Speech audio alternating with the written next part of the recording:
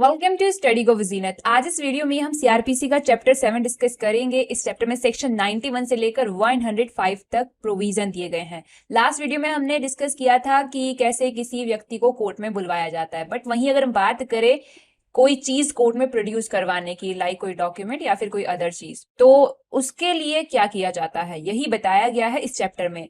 इस चैप्टर को इस तरह से कवर करेंगे कि यहाँ से आपका प्रीलिम्स, मेंस और एलएलबी कहीं पर भी किसी भी एग्जाम में अगर कोई क्वेश्चन आता है तो आप आसानी से उसे अटेम्प्ट कर पाओ। वीडियो को शुरू करने से पहले आप लोगों से मुझे एक फेवर चाहिए कि आप मुझे कमेंट सेक्शन में बताया करो कि वीडियो कैसा लगा। कुछ भी मतलब लिखा करो कमेंट सेक्शन में, बट एटलीस्ट कमेंट सेक्शन भर दिया करो।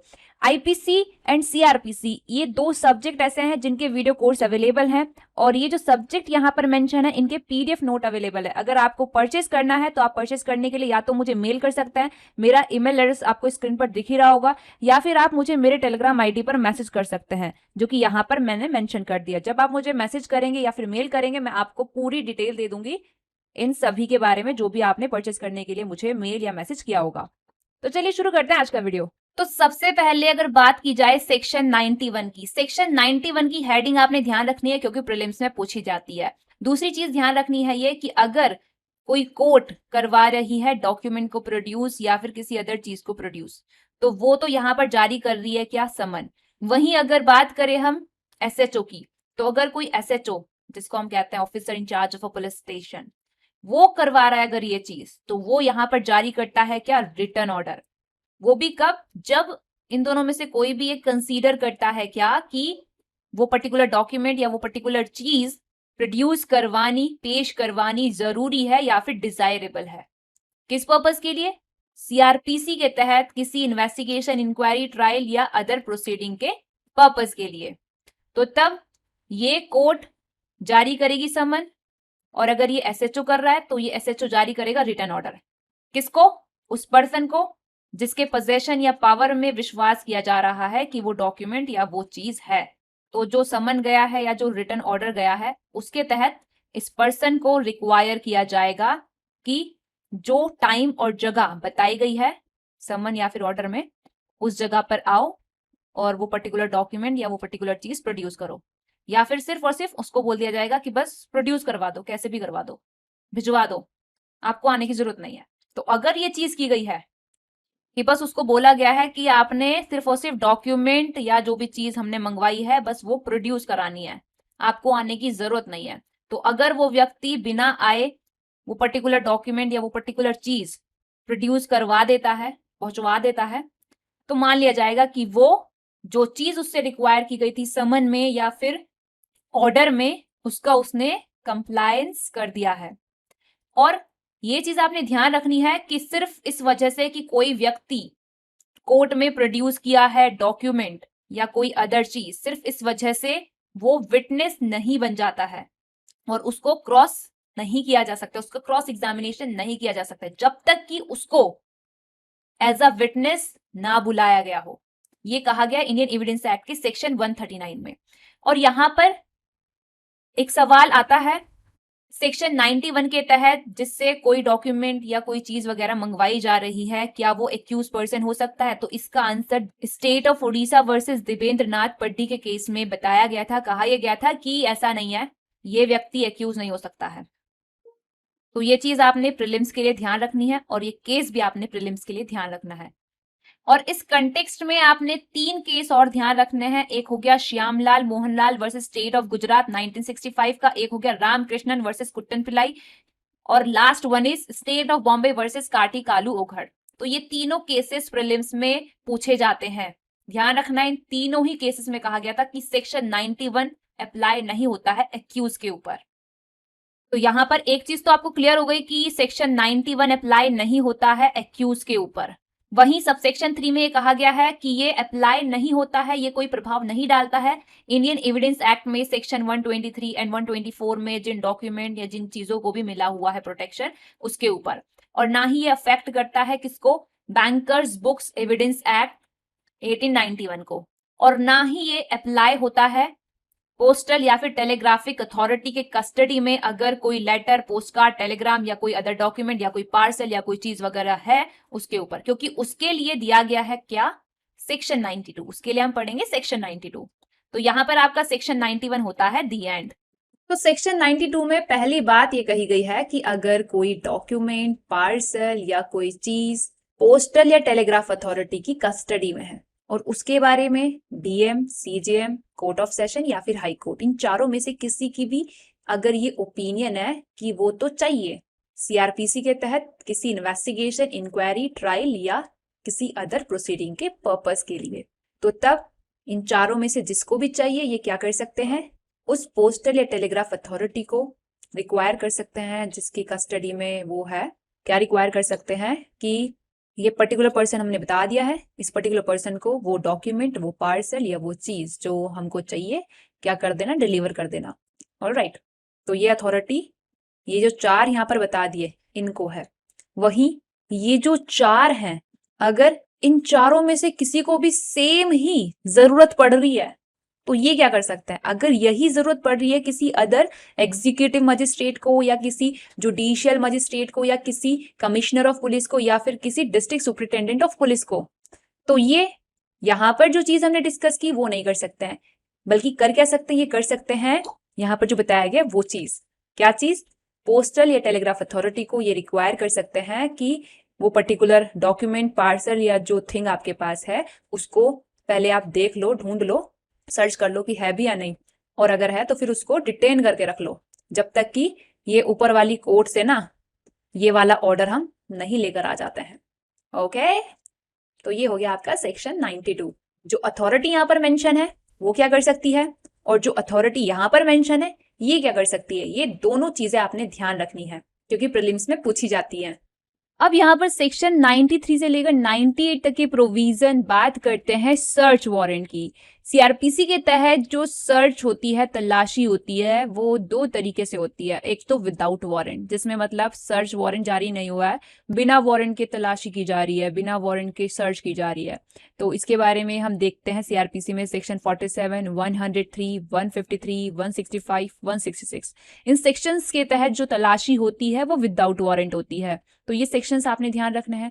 वहीं सेक्शन 93, 94, 95, 97 इन सेक्शंस के तहत जो तलाशी करवाई जा रही है वो तब करवाई जा रही है जब वारंट इशू हुआ उसके लिए, यानी कि जब सर्च वारंट जारी हुआ, तो सर्च वारंट के तहत इन सेक्शंस में होती है तलाशी। और तलाशी यहाँ पर बेसिकली हमें देखने को मिलती है कि किसी पर्टिकुलर डॉक्यूमेंट या किसी पर्टिकुलर चीज या किसी पर्टिकुलर पर्सन को खोजने के लिए इन सेक्शंस में तलाशी वारंट इशू किया जाता है। तो बेसिकली जो तलाशी वारंट होता है, जो सर्च वारंट होता है, एक तरह का लीगल डॉक्यूमेंट होता है जो कोर्ट या मजिस्ट्रेट इशू करती है, और इस रिटर्न लीगल डॉक्यूमेंट में राइटिंग में डायरेक्शन दिया जाता है किसी पुलिस या किसी इंडिविजुअल को कि किसी पर्टिकुलर जगह पर जाओ, तलाशी वगैरह करो, जो चीज ढूंढ के लाने के लिए कहा गया था वो चीज ढूंढ के लाओ, जिस पर्टिकुलर पर्सन को ढूंढ के लाने के लिए कहा गया था उस पर्टिकुलर पर्सन को ढूंढ के लाओ। तो यह लीगल डॉक्यूमेंट होता है आपका सर्च वारंट। तो यहाँ पर आपको ये चीज तो क्लियर है कि सर्च वारंट होता क्या है। अब हम सर्च वारंट से रिलेटेड जो प्रोविजन दिए गए हैं वो डिस्कस करेंगे। तो सबसे पहले हमारे पास आता है सेक्शन 93। सेक्शन 93 में बताया गया है कि किन परिस्थितियों में सर्च वारंट इशू किया जा सकता है। तो यहाँ पर 3 परिस्थितियां बताई गई हैं और तीनों परिस्थितियां प्रीलिम्स में पूछी जाती हैं। और पूछ लेते हैं कि ये जो 3 परिस्थितियां बताई गई हैं इनमें से कोई भी अगर एग्जिस्ट करती है तो कौन इशू कर सकता है सर्च वारंट। तो इसका आंसर है एनी कोर्ट। बट वहीं ध्यान ये रखना है कि अगर बात आती है इस चीज की, यानी कि अगर कोई डॉक्यूमेंट, पार्सल या कोई अदर थिंग किसी पोस्टल या टेलीग्राफ अथॉरिटी की कस्टडी में है, तो उसके लिए सर्च वारंट इशू करने की अथॉरिटी इस सेक्शन के सबसेक्शन 3 के तहत किसके पास है, डिस्ट्रिक्ट मजिस्ट्रेट या फिर चीफ जुडिशियल मजिस्ट्रेट के पास। इनके अलावा कोई और मजिस्ट्रेट इन चीजों के लिए सर्च वारंट इशू नहीं कर सकता है। वहीं अगर कर देता है इशू कोई और ही मजिस्ट्रेट, तो तब सेक्शन 461 के क्लोज बी में वो ऐसी इरेगुलरिटी मानी जाएगी जो विशिएट करेगी प्रोसीडिंग को, और उस वारंट के तहत जो सर्च किया गया होगा वो होगा वॉइड। तो अब आपके माइंड में सवाल आएगा ये कि सेक्शन 92 के सबसेक्शन 2 में तो हम सर्च के बारे में बात कर रहे थे, वहां पे कोई जुडिशियल मजिस्ट्रेट या कोई एग्जीक्यूटिव मजिस्ट्रेट या कोई कमिश्नर ऑफ पुलिस या कोई डिस्ट्रिक्ट सुपरिटेंडेंट ऑफ पुलिस क्या करने लग रहा था, सर्च करवाने लग रहा था।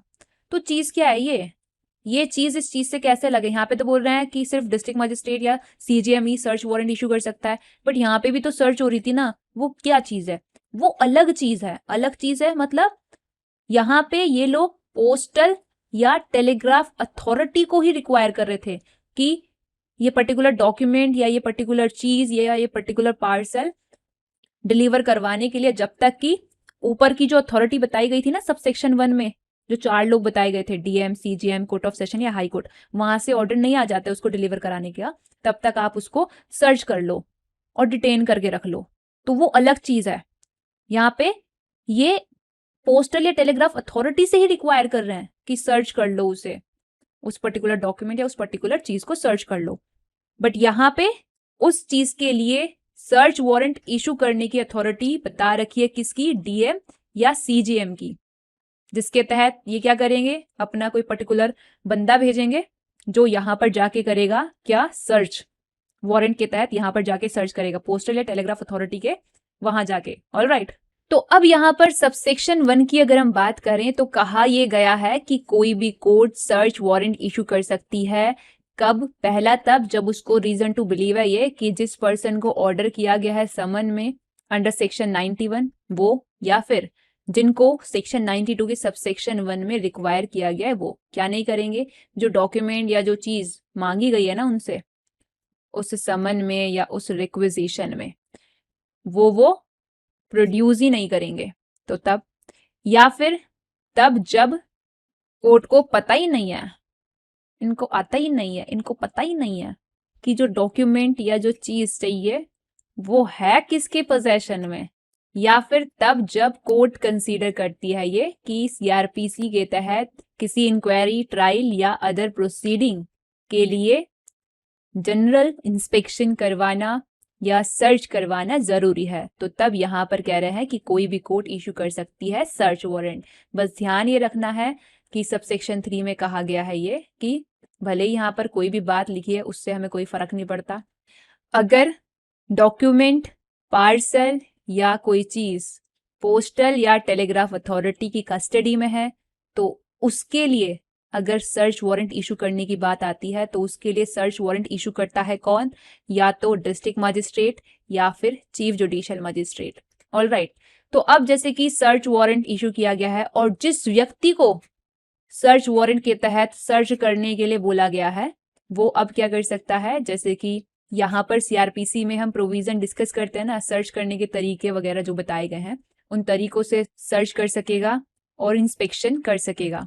और जो यहाँ पर कोर्ट इशू कर रही है सर्च वारंट, अगर उसको सही लगता है तो वो सर्च वारंट में बता भी सकती है कि ये जो पर्टिकुलर प्लेस है और ये जो पर्टिकुलर पार्ट है प्लेस का, बस यहीं पर आपने तलाशी या इंस्पेक्शन वगैरह करना है, इसके बाहर नहीं करना है। तो तब जिस पर्सन को सर्च वारंट एग्जीक्यूट करने के लिए डायरेक्ट किया गया है फिर वो सिर्फ उसी जगह या उस जगह के सिर्फ उतने ही भाग पर सर्च करेगा जितना कि कोर्ट ने बोला है।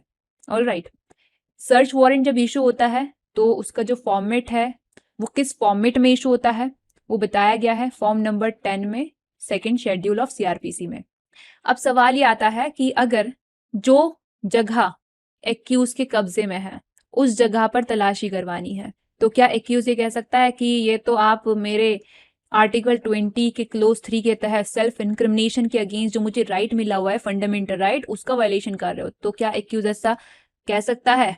तो इसका आंसर दिया गया था रामकृष्णन वर्सेस कुट्टन पिलाई के केस में। कहा गया था कि ये चीज ना एक्यूज नहीं कह सकता है क्योंकि ये चीज नहीं मानी जाती है।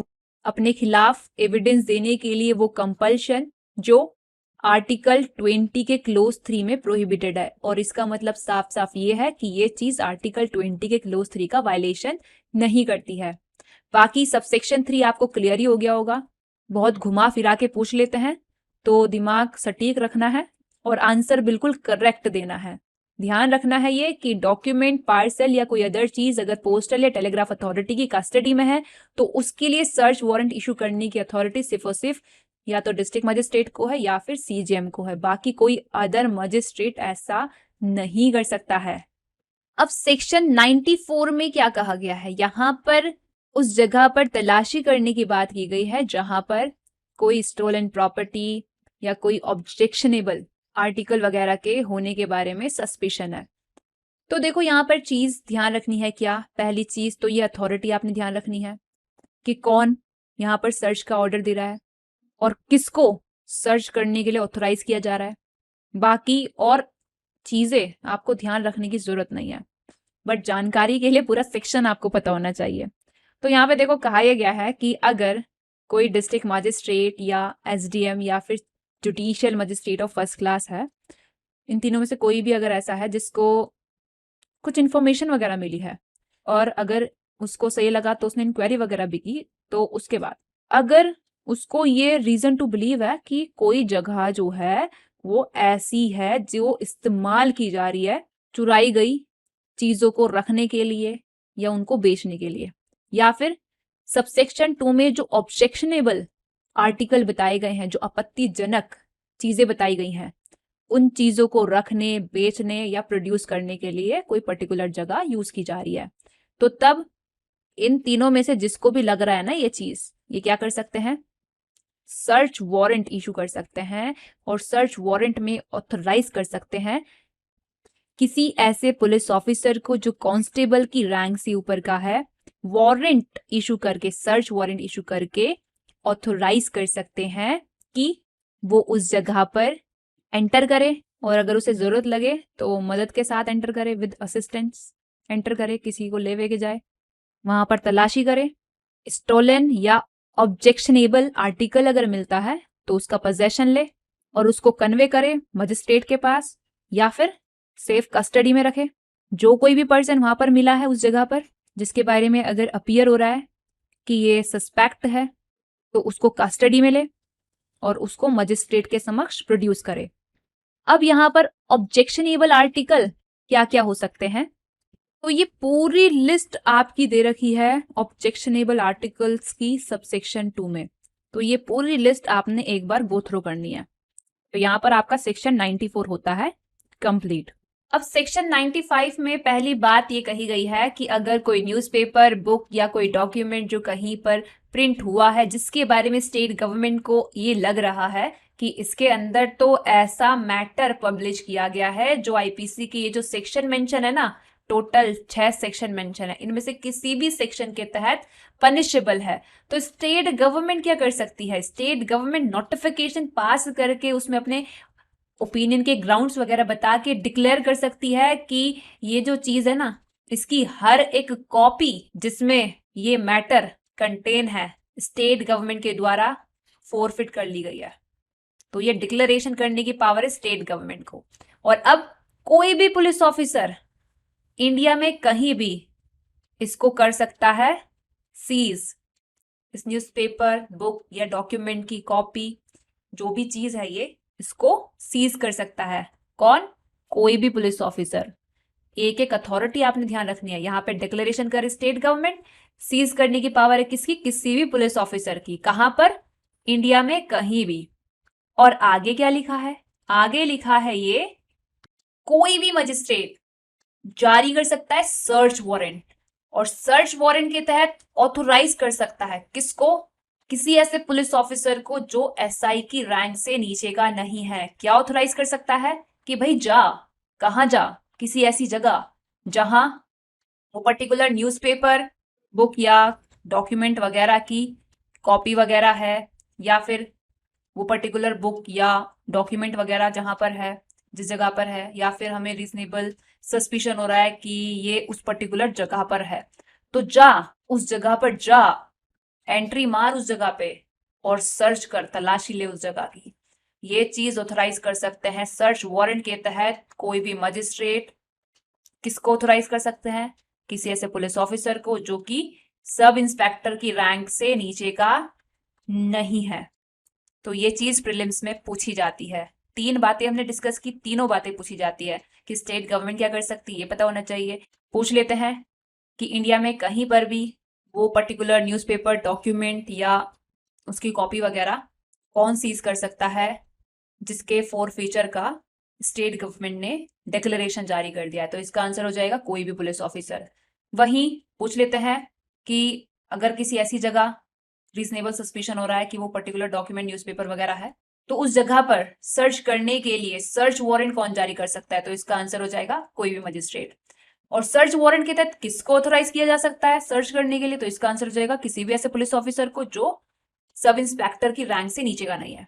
तो यहाँ पर कोई भी ऑर्डर अगर पास हो रहा है सेक्शन 95 में, या कोई भी अगर एक्शन लिया जा रहा है सेक्शन 95 में, तो उसके ऊपर ना कोई भी आप सवाल नहीं कर सकते हो किसी भी कोर्ट में, उसको क्वेश्चन नहीं कर सकते हो आप किसी भी कोर्ट में।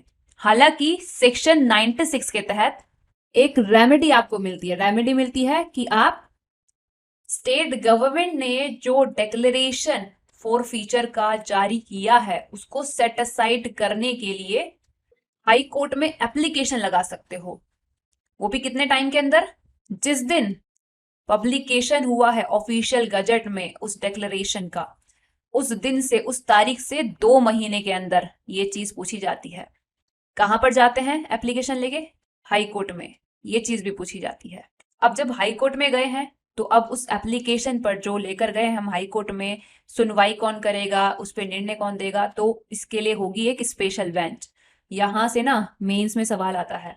तो ये सबसेक्शन 2 एंड सबसेक्शन 5 इन दोनों को साथ में मिलाकर पढ़ते हैं, क्योंकि इन दोनों सबसेक्शन से मेंस में सवाल बनता है।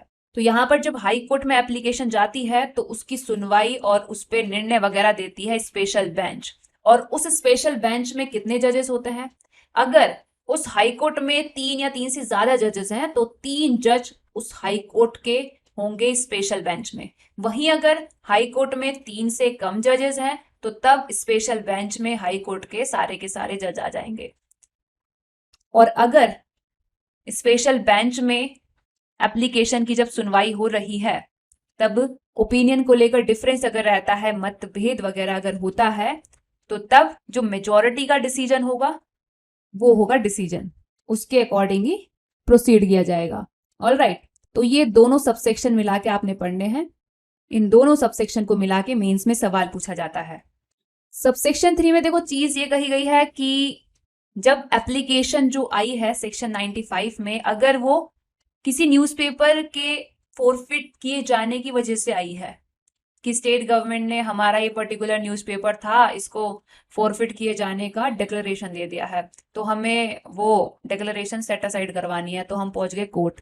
तो अब जब सुनवाई होगी तो तब क्या वो न्यूज़पेपर एविडेंस में पेश किया जा सकता है, ये दिखाने के लिए कि जो जो चीज़ें न्यूज़पेपर में मेंशन की गई हैं, वर्ड्स यूज किए गए हैं, साइन वगैरह यूज किए गए हैं, विजिबल रिप्रेजेंटेशन वगैरह यूज किए गए हैं, उनका नेचर कैसा है, उनकी टेंडेंसी कैसी है, क्या वो वैसी है जैसा कि जो 6 सेक्शन बताए आईपीसी के सेक्शन 95 में, उनमें से किसी भी के तहत पब्लिश किया जाना पनिशेबल है। तो इस चीज के बारे में एविडेंस में वो न्यूज़पेपर दिया जा सकता है। फिर सबसेक्शन 4 में देखो ये कह दिया गया है कि अगर हाई कोर्ट को ये सेटिस्फेक्शन नहीं हो रहा है कि न्यूज़पेपर, बुक या अदर डॉक्यूमेंट जिसके बारे में एप्लीकेशन आया है उसमें वो मैटर नहीं है कंटेन जो सेक्शन 95 के सबसेक्शन 1 में 6 सेक्शंस बताए गए हैं, उनके तहत पब्लिश किया जाना, प्रिंट किया जाना पनिशेबल है, तो तब जो डिक्लेरेशन स्टेट गवर्नमेंट ने किया था उसको सेट असाइड कर देगा हाई कोर्ट। इतनी सी बात है सबसेक्शन 4 में। तो यहाँ पर आपका सबसेक्शन 5 जो रह गया वो हमने मिलाकर डिस्कस कर लिया था सबसेक्शन 2 के साथ, और इसके साथ साथ आपका सेक्शन 96 होता है कंप्लीट। एप्लीकेशन किस कोर्ट में जा रही है? हाई कोर्ट में जा रही है। कितने टाइम के अंदर जा रही है? 2 महीने के अंदर जा रही है। ये चीजें आपने ध्यान रखनी है क्योंकि ये चीजें प्रीलिम्स में पूछी जाती हैं। अब यहाँ पर section 97 and section 98, similarly section 94, इन तीनों सेक्शन में ना सेम अथॉरिटी है, डिस्ट्रिक्ट मजिस्ट्रेट, एसडीएम या फिर judicial magistrate of first class. Section 97 के तहत इन तीनों में से कोई भी क्या कर सकता है? सर्च वारंट जारी कर सकता है। वहीं सेक्शन 98 के तहत इन तीनों में से कोई भी सर्च वारंट नहीं जारी कर सकते हैं, बल्कि जो ऑर्डर देने के लिए बोला गया है वो ऑर्डर दे सकते हैं। सेक्शन 97 के तहत ये जो सर्च वारंट जारी करते हैं वो इनके जुरिस्डिक्शन के बाहर एग्जीक्यूट कराया जा सकता है, बट सेक्शन 98 में जो ये ऑर्डर देते हैं वो इनके जुरिस्डिक्शन के बाहर एग्जीक्यूट नहीं करवाया जा सकता है। तो अब फिलहाल अगर हम बात करें सेक्शन 97 की, तो यहाँ पर ये कहा गया है कि अगर इन तीनों में से किसी को भी रीजन टू बिलीव करने का सफिशिएंट कॉज है कि किसी पर्सन को इस तरीके से कन्फाइन करके रखा गया है, ऐसी परिस्थितियों में कन्फाइन करके रखा गया है जिससे ये लग रहा है कि वो कन्फाइनमेंट तो ऑफेंस है, तो तब इन तीनों में से जिसको भी ये चीज लग रही है वो क्या कर सकता है, सर्च वारंट इशू कर सकता है। और सर्च वारंट के तहत किसी भी इंडिविजुअल को डायरेक्ट कर सकता है कि भाई जा उस कन्फाइन किए गए व्यक्ति को खोज तलाश कर, और अगर मिल जाता है तो फिर उसको मेरे पास लेके आ। तो अब जिस भी इंडिविजुअल को इन्होंने सर्च वारंट के तहत अथॉरिटी दी है कन्फाइन किए गए व्यक्ति को खोजने की, वो इंडिविजुअल क्या करेगा, कन्फाइन किए गए व्यक्ति को खोज सकेगा, तलाश कर सकेगा और उस तरीके से तलाश करेगा जैसे कि वारंट में बोला गया है। और अगर कन्फाइन किया गया व्यक्ति उस इंडिविजुअल को मिल जाता है तो तब वो उसको इमीडिएट इफेक्ट के साथ लेकर जाएगा मजिस्ट्रेट के पास, और अब मजिस्ट्रेट सर्कमस्टांसेस को देखते हुए जैसा लग रहा है सही, जैसा ऑर्डर देना लग रहा है प्रॉपर, वैसा ऑर्डर देगा। तो ये है आपका सेक्शन 97। फॉर एग्जाम्पल, अगर एक चाइल्ड उसकी मदर की लॉफुल कस्टडी से उसके फादर के द्वारा जबरदस्ती फिजिकल फोर्स यूज करके रिमूव किया जाता है, ले जाया जाता है, तो ऐसे परिस्थिति में चाइल्ड की जो फादर के पास कस्टडी है उसको ना रॉन्गफुल कन्फाइनमेंट माना जाएगा, और उस बच्चे को सर्च करके फादर की कस्टडी से रिलीज करवाने के लिए सेक्शन 97 के तहत इन तीनों में से कोई भी सर्च वारंट इशू कर सकते हैं। वहीं दूसरी तरफ अगर चीज ये होती है कि कोई हस्बैंड अपनी माइनर वाइफ को इस तरीके से रखे हुए है कि वो उसे कहीं आने जाने ही नहीं दे रहा, बस घर में रखा हुआ है, इजाजत ही नहीं देता कहीं आने जाने की। माइनर वाइफ परेशान हो गई है, वो चाहती है बाहर जाना बट उसको जाने ही नहीं देता है। तो इस परिस्थिति में हम ये नहीं कह सकते हैं कि जो हस्बैंड है उसने अपनी वाइफ को ना रॉन्गफुली कन्फाइन करके रखा हुआ है, तो जो कन्फाइनमेंट है वो रॉन्गफुल है ही नहीं, तो तब क्या ही सेक्शन 97 के तहत सर्च वारंट जारी करेगा डिस्ट्रिक्ट मजिस्ट्रेट, एसडीएम या फिर judicial magistrate of first class. वहीं अगर महिला एडल्ट है और उस एडल्ट महिला को जबरदस्ती उसके हस्बैंड ने घर में रखा हुआ है, वो उसको कहीं जाने नहीं दे रहा है, वो चाहती है वहां से जाना बट उसको जाने नहीं दे रहा है, तो तब ऐसी परिस्थिति में उस महिला का फादर या उस महिला की मदर क्या कर सकती है, अपनी बेटी को उसकी ससुराल से आजाद करवाने के लिए सेक्शन 97 के तहत पहुंच सकती है डीएम, एसडीएम या फिर judicial magistrate of first class के पास कि भैया सर्च वारंट जारी कर दो और हमारी बेटी को उस दुष्ट आदमी की कैद से रिलीज करवाओ। तो यहाँ पर रिलीज करवाया जाता है ना, इसलिए सेक्शन 97 को, और सेक्शन 98 में भी आपको दिखता है क्या कि रिलीज करवाया जा रहा है, तो इसलिए सेक्शन 98 को ऐसे कहते हैं कि ये इंडियन कॉन्स्टिट्यूशन के आर्टिकल 32 के आइडेंटिकल है। किस कंटेक्स्ट में, लाइफ और लिबर्टी को सिक्योर करने के लिए रिट ऑफ हबियस कॉर्पस इशू कराने के कंटेक्स्ट में। तो ध्यान रखना है ये कि सेक्शन 97 में जो सर्च वारंट के तहत रिलीज वगैरह करवाया जाता है और सेक्शन 98 में जो ऑर्डर वगैरह दे के रिलीज करवाया जाता है उसका ना नेचर होता है रिट ऑफ हबियस कॉर्पस की तरह। और ये कहा गया था कविदास वर्सेस वर्षा 2021 के केस में।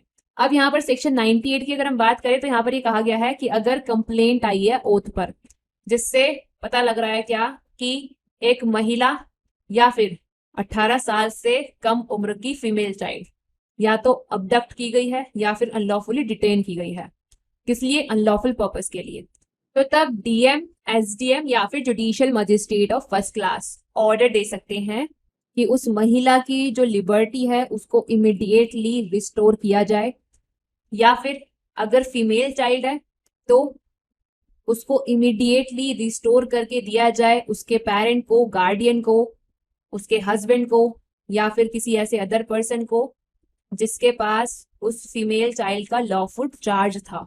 और जो ऑर्डर यहाँ पर दिया गया है उसके कंप्लायंस को जितना फोर्स जरूरी है यूज करना उतने फोर्स को यूज करके कंपेल करा सकता है। तो यहाँ पर आपके सर्च वारंट से रिलेटेड जो प्रोविजन है वो होता है दी एंड। अब यहाँ पर सेक्शन 99 से लेकर 101 तक के जो प्रोविजन दिए गए हैं ये हैं सर्च के बारे में जनरल प्रोविजन। तो सबसे पहले सेक्शन 99 की अगर हम बात करें तो यहाँ पे देखो ये चीज कही गई है कि सेक्शन 93, 94, 95 या फिर 97 इन चारों में से किसी भी सेक्शन के तहत अगर सर्च वारंट जारी हुआ है तो उसके तहत जो भी सर्च वगैरह की जा रही है उसके ऊपर जिस एक्सटेंट तक अप्लाई हो सकते हैं उस एक्सटेंट तक ये जो सेक्शंस यहाँ पर मेंशन है इन सेक्शन के प्रोविजन अप्लाई होंगे। और ध्यान देने वाली बात यह है कि यहाँ पर सेक्शन 98 को नहीं इंक्लूड किया गया है। क्यों नहीं इंक्लूड किया गया है? क्योंकि सेक्शन 98 में तो सर्च वारंट जारी ही नहीं होता है, तो क्यों इंक्लूड करें। ऑलराइट, तो ये हो गया आपका सेक्शन 99। अब सेक्शन 100 जो दिया गया है इससे प्रीलिम्स में सवाल आता है डायरेक्ट हेडिंग से। बाकी मेंस में यहाँ से सवाल पूछा जाता है कि ये जो चीज यहाँ पे लिखी है ये सीआरपीसी के जिस प्रोविजन में दी गई है उस प्रोविजन को डिस्कस करो, इस तरह से सवाल पूछा जाता है। तो सेक्शन 100 में चीज क्या है? तो सबसे पहली चीज देखो ये कही गई है कि अगर कोई ऐसी जगह है जहां पर सीआरपीसी के चैप्टर नंबर 7 के तहत सर्च या इंस्पेक्शन किया जाना है और वो जगह ऐसी जगह है जो बंद है, मान लो ऐसा घर है जिसमें ताला लगा हुआ है, तो जो भी व्यक्ति वहां पर रिसाइड करता है, मान लो वो एक्स है, या फिर जिस भी व्यक्ति के पास उस जगह का चार्ज है मान लो वो एक्स है। ऑलराइट, तो यहाँ पर एक्स की ड्यूटी बनती है क्या कि जो भी ऑफिसर या जो भी प्राइवेट इंडिविजुअल सर्च वारंट लेकर आया है इस जगह पे तलाशी लेने का, तो वो उसको एग्जीक्यूट कर रहा है और वो इससे कह रहा है कि भाई ताला वाला खोल दे, यहाँ का हमें तलाशी लेनी है यहाँ, और उसको वारंट वगैरह भी दिखा रहा है। तो अब एक्स की ड्यूटी बनती है कि वो इनमें से जो भी आया है उसको इस जगह पे फ्री इंग्रेस देगा, तमीज के साथ घुसने देगा कि आओ जी कोई दिक्कत नहीं है, अपना ही घर समझो, खोल दिया ताला, आराम से तलाशी लो, कोई दिक्कत नहीं है। ऑलराइट, और इस जगह पर तलाशी लेने के लिए इनको जो भी मतलब रीजनेबल फैसिलिटी चाहिए वो सारी की सारी एक्स इनको देगा। फॉर एग्जाम्पल ये मान लो इस जगह पर गए हैं, इस घर में आए हैं तलाशी लेने, और जैसे ही ताला खोला देखा बिल्कुल अंधेरा हो रखा है, तलाशी कैसे लें? तो ये इसको बोलेंगे भाई लाइट खोल दे, तो ये लाइट खोलेगा। लाइट खोलने गया, ये लाइट तो आ ही नहीं रही है, तो अब ये एक्स को बोलते हैं अगर कि ये कर्टन्स वगैरह जो लगा रखे हैं ना खिड़कियों में इनको जरा साइड कर दे, तो ये कर्टन्स को साइड करेगा। तो कुल मिला के बात ये है कि इनको जो भी रीजनेबल फैसिलिटी चाहिए इस जगह पे तलाशी लेने की वो रीजनेबल फैसिलिटी एक्स इनको देगा। बट रीजनेबल फैसिलिटी ये क्या ही देता, ये तो पहले ही क्या नहीं कर रहा है, घुसने ही नहीं दे रहा है इस जगह पे। तो अब ये क्या कर सकते हैं, ये सेक्शन 47 के सबसेक्शन 2 में जो तरीका बताया गया उस तरीके से इस जगह पे घुस सकते हैं, तलाशी ले सकते हैं, लाइक दरवाजा वगैरह तोड़ ओड़ के।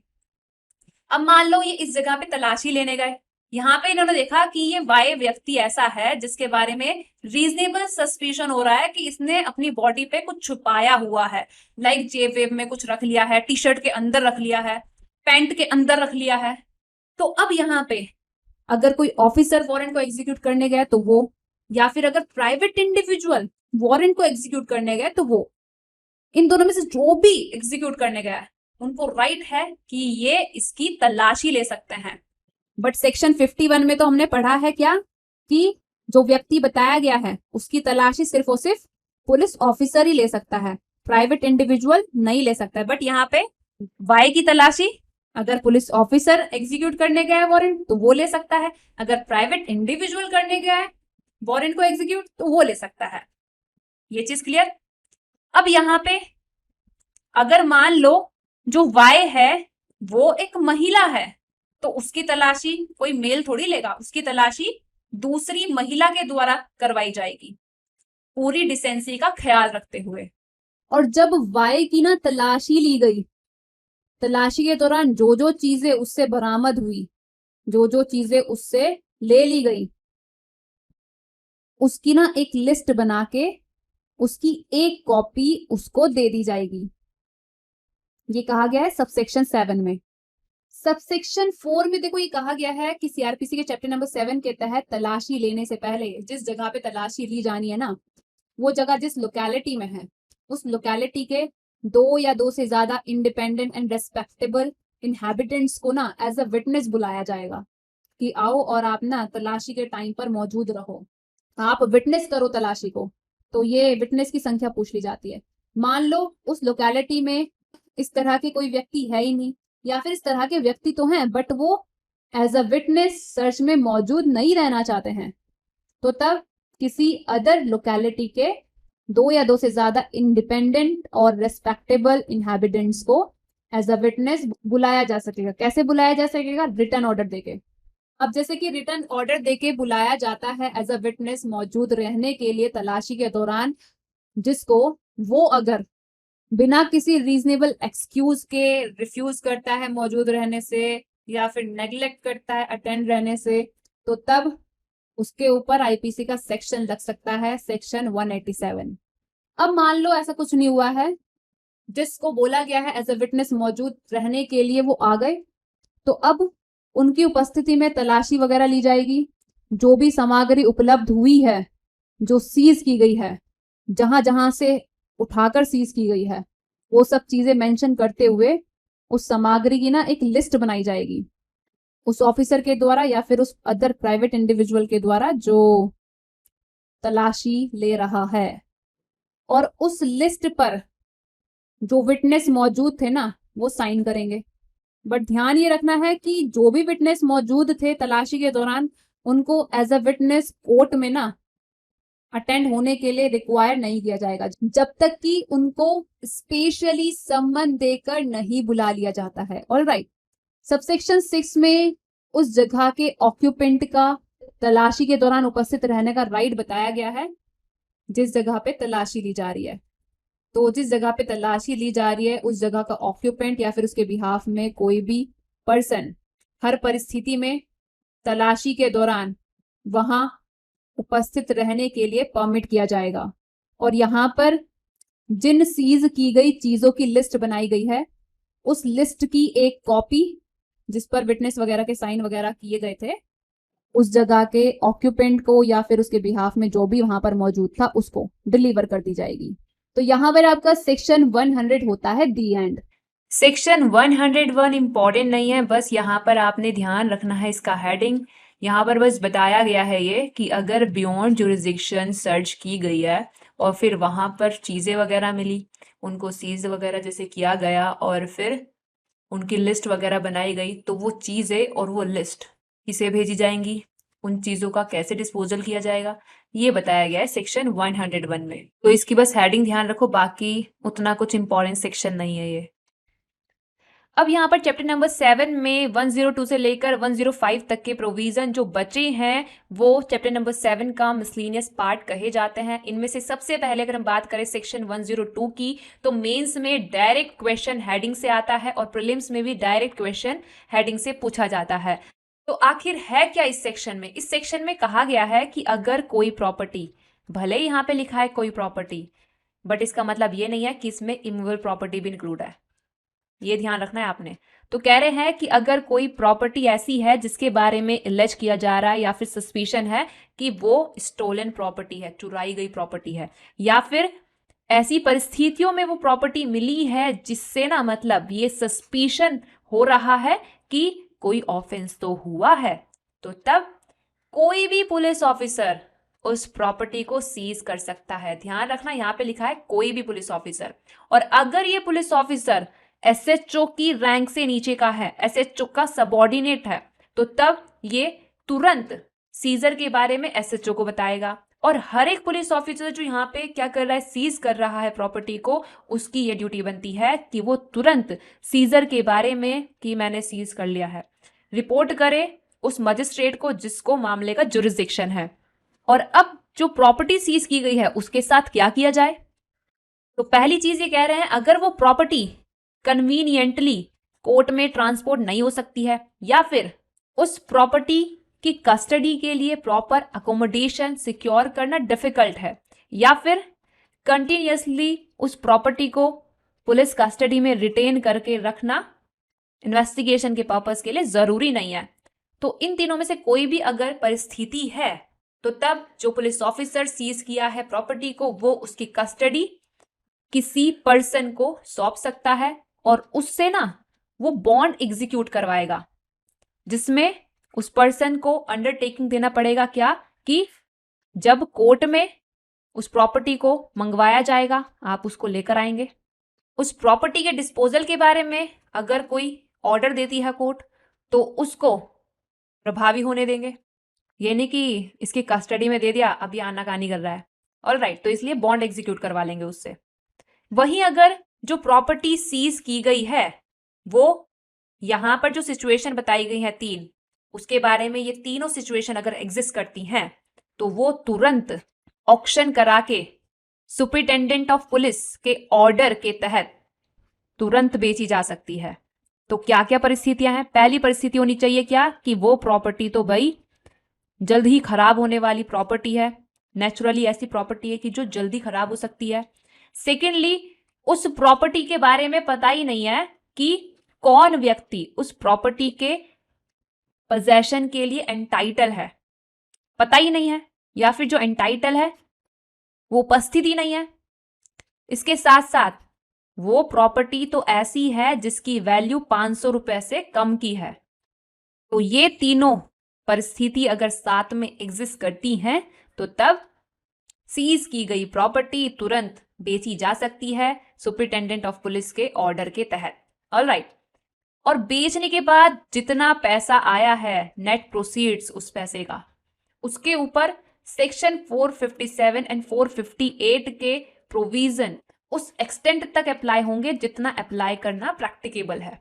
सेक्शन 103 में मजिस्ट्रेट को इंपावर किया गया है कि कोई भी मजिस्ट्रेट डायरेक्ट कर सकता है कि उसी की उपस्थिति में किसी पर्टिकुलर जगह की तलाशी ली जाए, किसी ऐसी पर्टिकुलर जगह की तलाशी ली जाए जिसके लिए तलाशी वारंट करने के लिए वो मजिस्ट्रेट कॉम्पिटेंट है।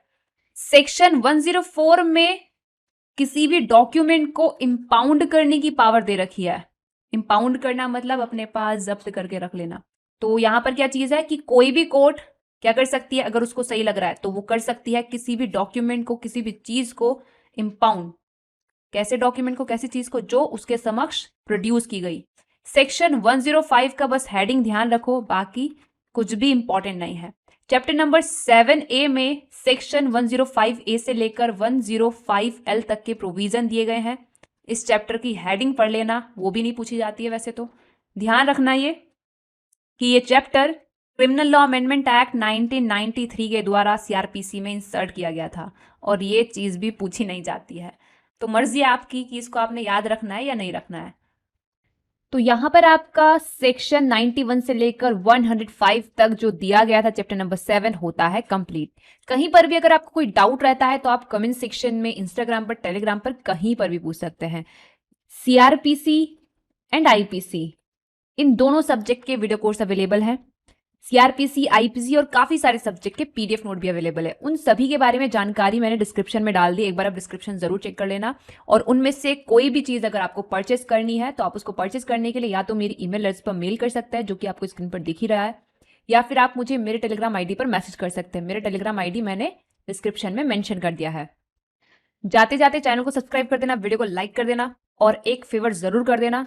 कमेंट सेक्शन में जरूर बताना वीडियो कैसा लगा है। कमेंट सेक्शन में चाहे कुछ भी लिखना, लेकिन कमेंट जरूर करना, कमेंट सेक्शन जरूर भर देना। तो आज की वीडियो के लिए बस इतना ही। मिलते हैं सीआरपीसी के अगले वीडियो लेक्चर में।